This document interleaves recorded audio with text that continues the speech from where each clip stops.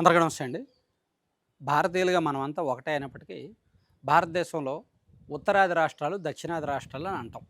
So, south Indians and north Indians వేరు వేరు. ఈ 2 ప్రాంతాల మధ్య జీవన విధానాలు వేరు.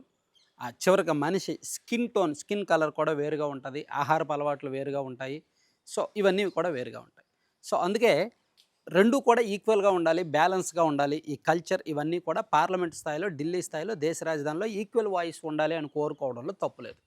ఇప్పుడు ఎందుకు ఈ వాయిస్ ఈ ఈ చేస్తున్నానంటే, ఇప్పుడు మనకి ప్రస్తుతం లోక్‌సభలో 543 స్థానాలున్నాయి. ఈ 543లో ఉత్తరాది రాష్ట్రాల తరపున 414 ఉంటే, దక్షిణాది రాష్ట్రాలకు 129 స్థానాలు మాత్రమే ఉన్నాయి. తమిళనాడేమో 39, కేరళ 20, కర్ణాటక 28, తెలంగాణ 17, ఆంధ్రప్రదేశ్ 25, ఇవన్నీ కలుపుకుంటే 129. పోనీ పక్కనున్న పుదుచ్చేరి అయితే 1. సో ఈ 1 కూడా దీనిలో కలిపితే 130 అనుకోండి. సో 413 ఉత్తరాది రాష్ట్రాలకు చెందినవే. అంటే ఇక్కడ ఈ సంఖ్యలో నార్త్‌కి, సౌత్‌కి ఎంత వేరియేషన్ ఉందో చూసారా? సో ఎప్పటి నుంచో కొన్ని దశాబ్దాల నుంచి కూడా అయ్యా మీ రాష్ట్రాల వాయిస్ ఎక్కువ అవుతుంది, నిధులు కూడా మీకే ఎక్కువ అవుతున్నాయి, పార్లమెంట్లో మాట్లాడే అవకాశాలు కూడా మీకే వస్తున్నాయి, దానివలన మా రాష్ట్రాలకు సరైన అభివృద్ధి రావట్లేదు, నిధులు రావట్లేదు, అవకాశాలు రావట్లేదు, అన్యాయం జరుగుతోంది అని గత కొన్ని సంవత్సరాలుగా, దశాబ్దాలుగా మన ఎంపీలు అప్పుడప్పుడు వాయిస్ వినిపిస్తూనే ఉన్నారు. ఇప్పుడు సరే నియోజకవర్గాల పునర్విభజన జరుగుద్ది కదా, అలా జరిగినప్పుడు 2 ప్రాంతాలకు కాస్త బ్యాలెన్స్ చేస్తారేమో అనుకుంటే, ఇప్పుడు కూడా ఉన్న స్థానాల్లో 50% పెంచుతారు. అంటే నార్త్ ఇండియాలో ఆల్రెడీ 414 ఉన్నాయి.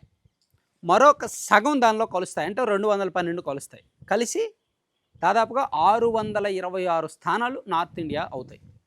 సో మన సౌత్ ఇండియాకి వచ్చేసరికి 129 అంటే 130 అనుకుందాం. మరో 65 స్థానాలు కలుస్తాయి. అంటే 195 అనుకుందాం. సో మనవి 195, వాళ్ళవి 626. అంటే ఇదే తేడా కొనసాగుద్దన్నమాట. సో ఈ తేడా తగ్గాలనేది సౌత్ ఇండియన్ రాష్ట్రాల వాదన. ఇప్పుడు రేవంత్ రెడ్డి గారు నిన్న తెలంగాణ సీఎం రేవంత్ రెడ్డి గారు ప్రధానమంత్రి నరేంద్ర మోదీ గారికి లేఖ రాశారు డీలిమిటేషన్ అంశం మీద, సమన్యాయం చేయండి అని. అలాగే తమిళనాడు ముఖ్యమంత్రి స్టాలిన్ గారు కూడా గతంలోనే సౌత్ ఇండియాలో ఇతర రాష్ట్రాల ముఖ్యమంత్రులు అండ్ కొంతమంది నాయకులతో కలిపి చెన్నైలో ఒక మీటింగ్ పెట్టారు. దానికి మన టీడీపీ వాళ్ళు వెళ్ళలేదు, కానీ బీఆర్ఎస్ అండ్ కొన్ని పార్టీల వాళ్ళు వెళ్ళారు స్టాలిన్ గారి మీటింగ్కి. అండ్ రేవంత్ రెడ్డి గారు కూడా వెళ్ళినట్టున్నారు, ఇక్కడ వెళ్ళారు. సో అక్కడ ఆయన కూడా వాయిస్ వినిపించడానికి రెడీ అవుతున్నారు. ఇక్కడ నిజంగా అన్యాయం జరుగుతున్నమాట వాస్తవం. సో నియోజకవర్గాల పునర్విభజన తర్వాత ఉత్తరాది రాష్ట్రాల మొత్తం లోక్సభ స్థానాల సంఖ్య 626 అయితే, దక్షిణాది రాష్ట్రాల మొత్తం లోక్సభ స్థానాల సంఖ్య 195. అట్లీస్ట్ మనదొక 300 అయినా ఉంటే బాగుంటుంది. వాళ్ళ 626 ఉన్నప్పుడు మన ఈ 300 కూడా లేకపోతే ఎలా? మరీ 195 అంటే. సో రేపు పొద్దున ఏంటి, ఆ 600 మొత్తం 850 వరకు వస్తాయి అనుకోండి. 850లో మ్యాజిక్ ఫిగర్ 425 అంటే 430 వస్తే చాలు. అప్పుడు మొత్తం నార్త్ ఇండియాలో వాళ్ళకి కావాల్సిన మ్యాజిక్ ఫిగర్ వచ్చేసింది అనుకోండి, ఇంకా సౌత్ ఇండియాని ఎవడు పట్టించుకుంటాడు? సో అందుకే మనకి వాయిస్ ఉండాలి అంటే, మనకి సమన్యాయం జరగాలి అంటే, మనకి నిధుల విషయంలో అన్యాయం జరగకుండా ఉండాలి అంటే ఖచ్చితంగా మనకి స్థానాలు పెరగాల్సిన అవసరం ఉంది.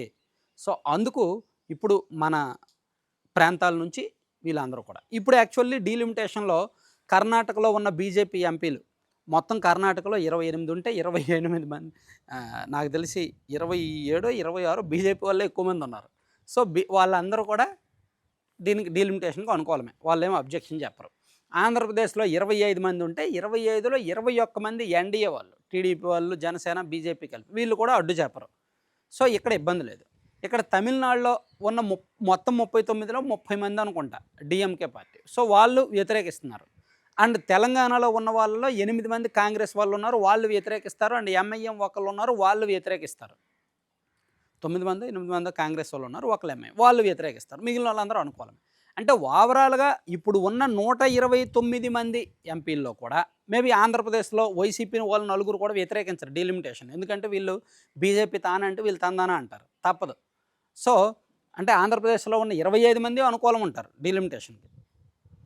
తెలంగాణలో సుమారుగా ఒక 9 మంది, అండ్ తమిళనాడులో ఒక 30 మంది కలుపుకుంటే 39 మంది, కర్ణాటక నుంచి ఒకళ్ళు, మొత్తం మీద ఒక 40 మంది మాత్రమే ఈ డీలిమిటేషన్ వ్యతిరేకించే అవకాశం ఉంది. మొత్తం 129 మందిలో ఒక 40 మంది మాత్రమే వ్యతిరేకిస్తారు. అక్కడే మళ్ళీ అన్యాయం.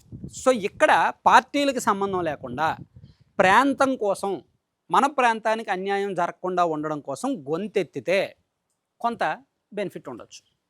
మనకి దక్షిణాది రాష్ట్రాల్లో సంఖ్య పెంపు కోసం ఎన్డీఏ ఆలోచించే అవకాశం ఉంటుంది. సో దీనిలో చంద్రబాబు గారు కీ రోల్, తెలుగుదేశం పార్టీ కీ రోల్ అనమాట. ఒకవేళ ఈయన ఎన్డీఏలో భాగస్వామిగా ఉన్నది కాబట్టి తెలుగుదేశం పార్టీ వీళ్ళు కన్విన్సింగ్గా ఇదిగో మా సౌత్ ఇండియాకి అన్యాయం జరుగుతుంది, ఇప్పుడు ఉన్నవే మొత్తం 543లో మాకు 129 ఉంటే మీకు 414 ఉన్నాయి నార్త్ ఇండియాకి, సో మీదే డామినేషన్ అవుతుంది, కనీసం మాట్లాడే అవకాశం టైం కూడా ఎక్కువ రావడం లేదు, కాబట్టి మాకు అవకాశం రావాలంటే సంఖ్య ఎక్కువ కావాలి, సో మీరు 50% పెంచుకుంటే మాకు 70%, 75% అయినా పెంచే అవకాశం ఇవ్వండి అని చంద్రబాబు గారు ఒక లేఖ రాస్తారని ఎక్స్పెక్ట్ చేశాం. కానీ రాయరు. అస్సలు 0.01% కూడా బీజేపీ నిర్ణయాన్ని వ్యతిరేకించరు సరికదా, అట్లీస్ట్ సలహా కూడా అలా కాదు ఇలా అని కూడా చెప్పరు.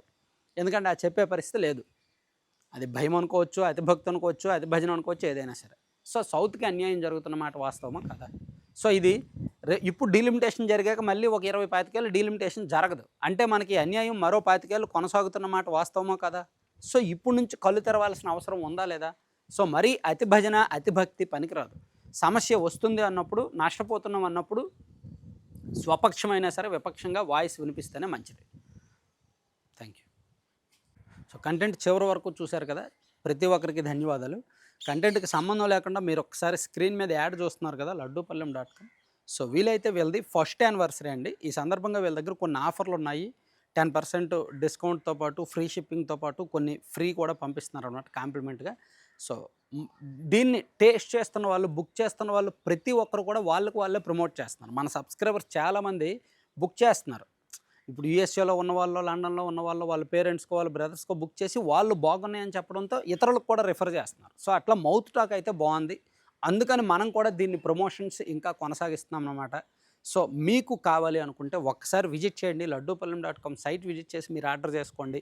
లేదు అది అవ్వట్లేదు, పేమెంట్ దగ్గర ఏదో కొన్ని ప్రాబ్లమ్స్ వస్తున్నాయి, టెక్నికల్ ఎర్రర్స్ వస్తున్నాయి అనుకుంటే 9997839994 ఆ నెంబర్కి వాట్సాప్లో ఒక మెసేజ్ పెట్టండి, లేదా కాల్ చేసి మీకు కావాల్సిన ఆర్డర్ పెట్టుకోండి. సో పూర్తిగా రెస్పాన్సిబిలిటీ తీసుకుంటారు, డిటీడీసీ కొరియర్లో పంపిస్తారు, ప్యాకింగ్ బాగుంటుంది, విధానం బాగుంటుంది అండ్ హైజీనిక్గా ఉంటుంది. కొరియర్ అంటే అన్నీ కూడా సిస్టమేటిక్గా ఆర్గనైజ్డ్ వేలో ఉన్నాయన్నమాట. సో కావాల్సిన వాళ్ళు బుక్ చేసుకోండి. Thank you.